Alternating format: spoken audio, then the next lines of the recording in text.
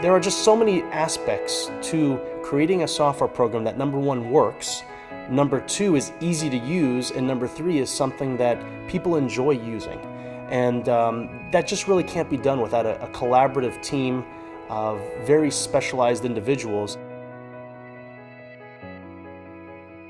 When my dad started the company back in the late 1970s, I don't think he really envisioned that it would grow to the degree that it has. We've been an Inc. 500 company.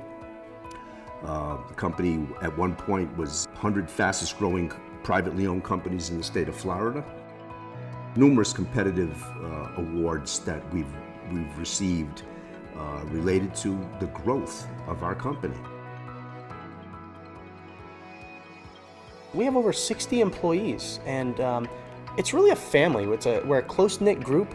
We really enjoy each other. We have a great company culture. And so we do a lot of fun things. We do company events, company outings that include our employees, but also their families. And that's something that we've really worked hard on over the years, is to develop and foster this mindset of company culture, positivity.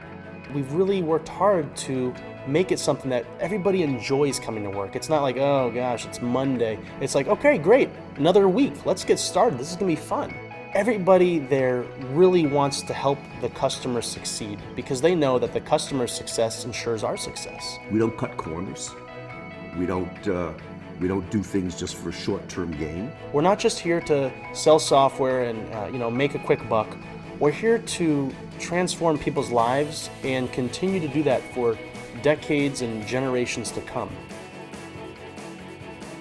As a second generation Mendelssohn and as a second generation business owner, it's my responsibility, it's my duty to make sure that our technology continues to be on the cutting edge, that the service, the product, the education that we provide to our customers is top-notch, world-class, and that I continue to foster a really positive and upbeat culture for our company and for our employees. And if I can achieve all of that, then I will consider what I've done a success.